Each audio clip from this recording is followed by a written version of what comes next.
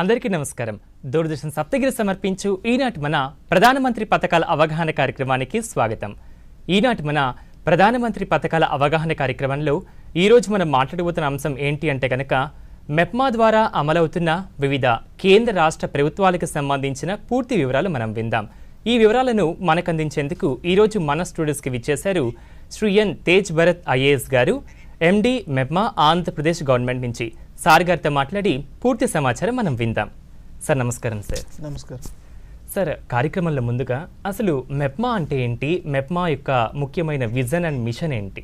మెప్మా అనేది మన ఆంధ్రప్రదేశ్ రాష్ట్ర ప్రభుత్వం నేషనల్ అర్బన్ లైవ్లీహుడ్ మిషన్ అనేటువంటి కేంద్ర ప్రభుత్వ పథకాన్ని అలాగే మరియు ఇతర రాష్ట్ర ప్రభుత్వ పథకాలను అమలుపరిచేటువంటి ఒక శాఖ అండి. మెప్మా ఫుల్ ఫామ్ వచ్చేసి mission for elimination of poverty in municipal areas, పట్టణ పేదరిక నిర్మూలన సంస్థ. మా యొక్క మిషన్ ఏంటంటే మహిళలు అలాగే పేదలు సంబంధించినటువంటి కామన్ ఇంట్రెస్ట్ గ్రూప్స్ ఎవరైతే ఉన్నారో వాళ్ళందరినీ గ్రూప్స్ చేయటము, వాళ్ళని సంఘటితపరచటము, వాళ్ళకి ట్రైనింగ్స్ ఇవ్వటము, వాళ్ళు సేవింగ్స్ చేసుకునే విధంగా వాళ్ళని మోటివేట్ చేయటము, అలాగే వాళ్ళకి ఎప్పటికప్పుడు ఫైనాన్షియల్ లోన్స్ ఇప్పించటము, దాని ద్వారా వాళ్ళని ఫైనాన్షియల్గా అలాగే సోషల్ సెక్యూరిటీ వాళ్ళకి ప్రొవైడ్ చేయటము, ఈ అన్ని కార్యక్రమాలు కూడా ఈ డిపార్ట్మెంట్ చేస్తూ ఉంటుందండి. దీని ద్వారా పేదరికాన్ని ఒక శాతాన్ని తగ్గించుకుంటూ మనం పేదరికం అనేటువంటి ఒక చక్రం నుంచి ప్రజల్ని బయటికి తీసుకురావడానికి, ముఖ్యంగా పట్టణ ప్రాంతాల్లో ప్రజలు, రూరల్ అంతా కూడా సెర్ప్ అనే డిపార్ట్మెంట్ చూస్తుందండి, అర్బన్ అంతా మెప్మా అనే డిపార్ట్మెంట్ చూస్తుంది. సార్, మరి ఈ పట్టణ ప్రాంతాల్లో పేదరికాన్ని నిర్మూలించేందుకు మెప్మా ఎలాంటి చర్యలు తీసుకుంటుంది సార్? బేసికల్గా మెప్మాలో ముందుగా ఏంటంటే మనకి గ్రూప్స్ ఫార్మేషన్ అనేది మోస్ట్ ఇంపార్టెంట్ థింగ్ అండి. ఇప్పటి వరకు మనం రాష్ట్రంలో 2,70,000 సెల్ఫ్ హెల్ప్ గ్రూప్స్ అనేది ఫామ్ చేసాము. వీటిని పొదుపు సంఘాలు అంటారు, డ్వాక్రా సంఘాలు అంటారు. ప్రతి గ్రూప్లో కనీసం 10 మంది మహిళలు ఉంటారు. ఈ మహిళలు ప్రతి నెల కూడా కనీసం 100 రూపాయలు సేవ్ చేసుకుంటారు. దాన్ని పొదుపు అంటారు. సో అంటే ఒక నెలకి ఒక గ్రూపు 1000 రూపాయలు సేవ్ చేసుకుంటారు. ఒక గ్రూపు ప్రాపర్గా రన్ అవ్వడానికి చూడటానికి రిసోర్స్ పర్సన్ అనే వాళ్ళని స్లమ్ లెవెల్ ఫెడరేషన్ వాళ్ళని ఎంగేజ్ చేయడం జరుగుతుంది.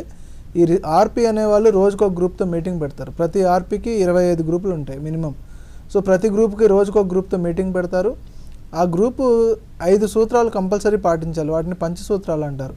అవి ఏంటంటే మంత్లీ మీటింగ్, అలాగే regular meeting, regular savings, regular internal lending, regular repayment and regular book keeping. ఈ 5 సూత్రాలు ఎవరైతే పాటిస్తారో ఆ గ్రూప్స్కి 3 నెలల తర్వాత కేంద్ర ప్రభుత్వం మరియు రాష్ట్ర ప్రభుత్వం సహకారంతో రివాల్వింగ్ ఫండ్ ఇవ్వడం జరుగుతుంది. దీన్ని ఆర్ఎఫ్ అంటాము. సో ప్రస్తుతానికి ఉన్నటువంటి స్కేల్ ప్రకారంగా ప్రతి ఎస్హెచ్ గ్రూప్కి కూడా 10,000 రూపాయలు రివాల్వింగ్ ఫండ్ ఇవ్వడం జరుగుతుంది. అయితే ఇప్పుడు ఏప్రిల్ నుంచి దీని యొక్క స్కేల్ ఆఫ్ ఫైనాన్స్ అనేది డబల్ చేయడం జరుగుతుంది. ఏప్రిల్ 2025 నుంచి 10,000 బదులు 20,000 రూపాయలు వాళ్ళకి ఇవ్వడం జరుగుతుంది. ఈ డబ్బులతో పాటు 6 నెలలు వీళ్ళు ఏదైతే సేవింగ్స్ చేస్తారో, ఎంతైతే అమౌంట్ సేవింగ్ చేస్తారో ఆ సేవింగ్స్కి 6 రెట్ల వరకు వీళ్ళు లోన్కి ఎలిజిబుల్ అవుతారు.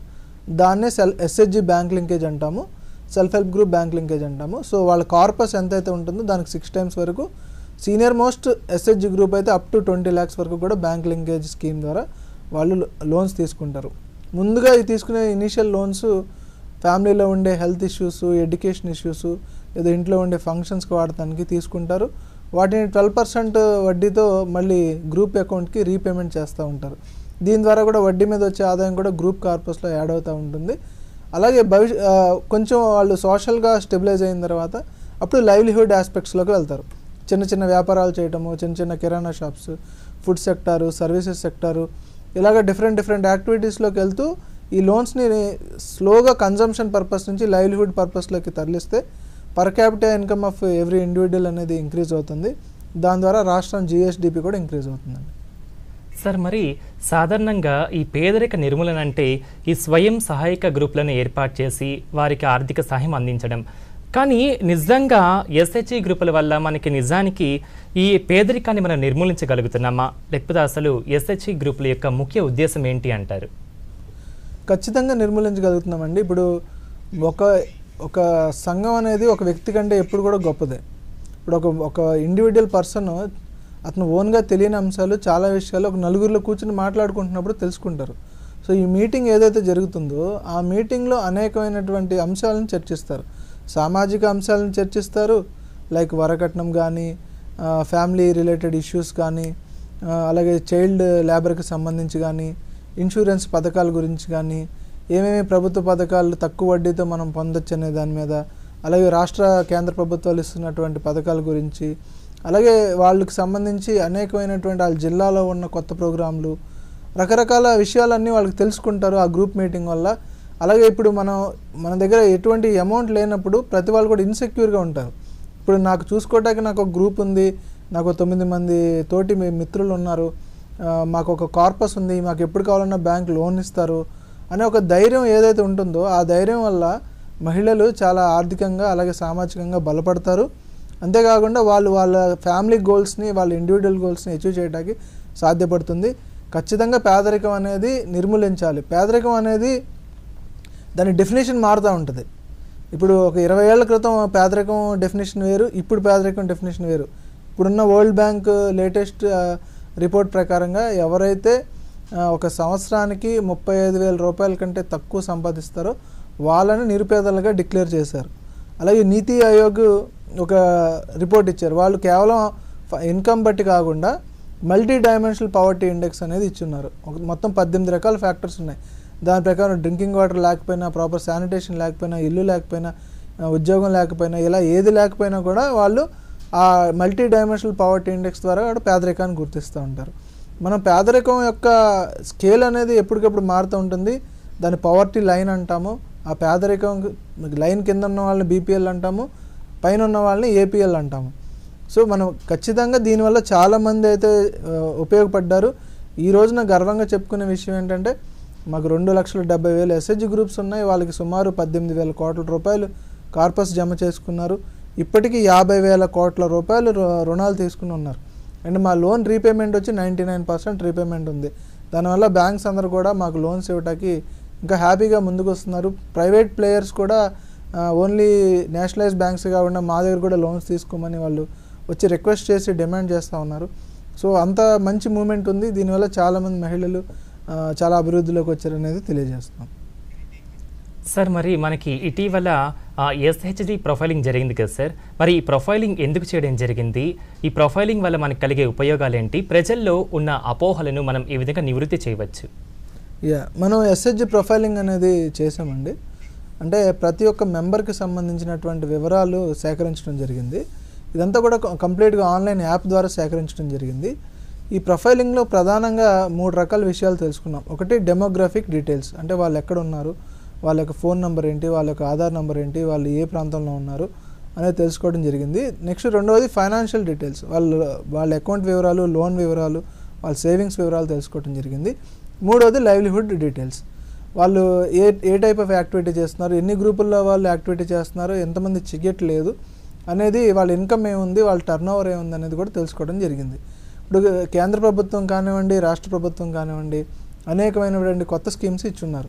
ఆ స్కీమ్స్ ఎవరికి వర్తిస్తాయి, ఎవరికి ఉపయోగపడతాయి, దానివల్ల జరిగే ప్రయోజనాలు ఏంటి, అలాగే ఒక 14 రకాల సోషల్ సెక్యూరిటీ ఇన్సూరెన్స్ స్కీమ్స్ ఉన్నాయి. ఎంతమందికి ఈ భద్రత అనేది ఉంది, ఆరోగ్య భద్రత కానీ సామాజిక భద్రత కానీ ఎంతమందికి ఉంది, ఎంతమందికి లేదు అనేది తెలుసుకుంటే ఎవరెవరికి లేవో వాళ్ళందరితో కూడా ఇన్సూరెన్స్ స్కీమ్స్లో ఎన్రోల్ చేయటము, ఎవరైతే ఇప్పటివరకు లైవ్లీహుడ్ చేయడానికి ఇంట్రెస్ట్ ఉన్నారు బట్ చేయలేకపోయారు వాళ్ళకి ట్రైనింగ్ ఇవ్వటము, వాళ్ళకి లైవ్లీహుడ్ పెట్టించటము, అలాగే ఎవరైతే మనకి రకరకాల యాక్టివిటీస్ కోరుకుంటా ఉన్నారో వాళ్ళకి ఆ యాక్టివిటీస్లోకి అవకాశం కల్పించడం. సో దీనికోసం చేయాలంటే మన దగ్గర ఉన్నటువంటి డేటా అనేది క్లీనప్ అవ్వాల్సినటువంటి అవసరం ఉంది. అండ్ ఒక పాలసీ మేకింగ్ చేయాలంటే కంపల్సరీగా మనకి రియలిస్టిక్ సిచ్యువేషన్ తెలిస్తేనే పాలసీలో ప్రాపర్ రిజల్ట్స్ అనేది తీసుకురాగలుగుతాం. ఈ పర్పస్ కోసం ఎస్హెచ్జి ప్రొఫైలింగ్ యాక్టివిటీ చేయడం జరిగింది. ఎస్హెచ్జి ప్రొఫైలింగ్ వల్ల ఎవరికి నష్టమైతే ఉండదు, అయితే కొన్ని కావాలని అపోహలు కొంతమంది సృష్టిస్తూ ఉన్నారు, కానీ ఎస్హెచ్జి ప్రొఫైలింగ్ వల్ల ఏమీ ప్రాబ్లం లేదు. అది 1.5 మంత్లోనే మనం కంప్లీట్ చేయడం జరిగింది. ఇప్పుడు 2,70,000 గ్రూపుల్లో ఒక 8,000 గ్రూపులు తప్ప మిగతా అన్ని గ్రూప్స్ కూడా ప్రొఫైలింగ్ అనేది కంప్లీట్ అయింది. ఈ మిగతావి కూడా ప్రాసెస్లో ఉన్నాయి, అవి కూడా నెక్స్ట్ 10 రోజుల్లో కంప్లీట్ అవుతుందని మేము ఎక్స్పెక్ట్ చేస్తున్నాం. సార్, మరి మనకి ఈ డ్వాక్రా సంఘాల స్ఫూర్తితో పురుష సంఘాలు కూడా ఏర్పడుతూ వస్తుంది కదా సార్, మరి దీనికి మెప్మా ఏ విధంగా సహకారం అందిస్తుంది? మెప్మా 2019 నుంచి 2020 వరకు 2,70,000 గ్రూపుల్లో 8,000 గ్రూపులు తప్ప మిగతా అన్ని గ్రూప్స్ కూడా ప్రొఫైలింగ్ అనేది కంప్లీట్ అయింది. ఈ మిగతావి కూడా ప్రాసెస్లో ఉన్నాయి, అవి కూడా నెక్స్ట్ 10 రోజుల్లో కంప్లీట్ అవుతుందని మేము ఎక్స్పెక్ట్ చేస్తున్నాం. సార్, మరి మనకి ఈ డ్వాక్రా సంఘాల స్ఫూర్తితో పురుష సంఘాలు కూడా ఏర్పడుతూ వస్తుంది కదా సార్, మరి దీనికి మెప్మా ఏ విధంగా సహకారం అందిస్తుంది? పురుష సంఘాలు అంటే బేసికల్గా అందరూ పురుషుల కోసం కాదండి. మనకి సెల్ఫ్ హెల్ప్ గ్రూప్స్ అని ఎలా అంటామో పొదుపు సంఘాలు, అలాగే కామన్ ఇంట్రెస్ట్ గ్రూప్స్ కూడా ఫామ్ చేయొచ్చు. ఇంతకు ముందు కూడా కొన్ని రకాల వల్నరబుల్ గ్రూప్స్ అంటే బలహీన వర్గాలు లైక్ డిఫరెంట్లీ ఏబుల్డ్ పీపుల్స్తో గ్రూప్ ఫామ్ చేశారు. అలాగే ర్యాగ్ పిక్కర్స్ ఎవరైతే చెత్త ఏరుకుంటూ ఉంటారో, పిగ్ రేరర్స్ పందులు పెంపకం చేసి ఊరు బయట ఉండేవాళ్ళు, అలాగే ట్రాన్స్జెండర్స్, ఇలా వాళ్ళకి కూడా కామన్ ఇంట్రెస్ట్ గ్రూప్స్ కూడా ఫామ్ చేస్తున్నారు. మామూలుగా సెల్ఫ్ హెల్ప్ గ్రూప్ మహిళలతో ఫామ్ చేయాలంటే మినిమం 10 మంది మహిళల్ని మనం గ్రూప్గా చేయాల్సినటువంటి అవసరం ఉంది. అదే కామన్ ఇంట్రెస్ట్ గ్రూప్ ఫామ్ చేస్తే ఓన్లీ 5 to 6 మెంబర్స్ ఉంటే సరిపోతుంది. ఇప్పుడు కేంద్ర ప్రభుత్వం NULM 2.0 కింద లేటెస్ట్గా ఇచ్చిన మార్గదర్శకాల ప్రకారంగా 6 రకాల వల్నరబుల్ గ్రూప్స్ పట్టణ ప్రాంతాల్లో ఉంటారని గుర్తించడం జరిగింది. ఈ 6 రకాలు ఏంటంటే, మొదటిది కన్స్ట్రక్షన్ వర్కర్స్. అంటే ఇప్పుడు మనకి మీరు సిటీస్లో చూస్తూ ఉంటే ఎప్పుడు ఎక్స్పాండ్ అవుతూ ఉంటుంది సిటీ, అర్బనైజేషన్ అనేది పెరుగుతూ ఉంటుంది. సో ప్రతి చోట్ల roads, drains, buildings, apartments, different villas, ఇవన్నీ కన్స్ట్రక్షన్స్ జరుగుతూ ఉంటాయి. సో చాలామంది లేబరు చుట్టుపక్కల ఉన్న విలేజెస్ నుంచి వచ్చి కానీ, వేరే రాష్ట్రాల నుంచి వచ్చి కానీ, అక్కడ చిన్న చిన్న షెడ్లు వేసుకుని, డేరాలు వేసుకుని అక్కడే ఉంటూ 1 year పాటు 2 years పాటు అక్కడే ఉంటూ వాళ్ళు రకరకాల కన్స్ట్రక్షన్ వర్క్స్లో పాల్గొంటూ ఉంటారు. సో అలాంటి వాళ్ళని కూడా సంఘటితపరిచి కన్స్ట్రక్షన్ వర్కర్స్, వాళ్ళు ఉమెన్ అయినా కావచ్చు, మేల్ అయినా కావచ్చు,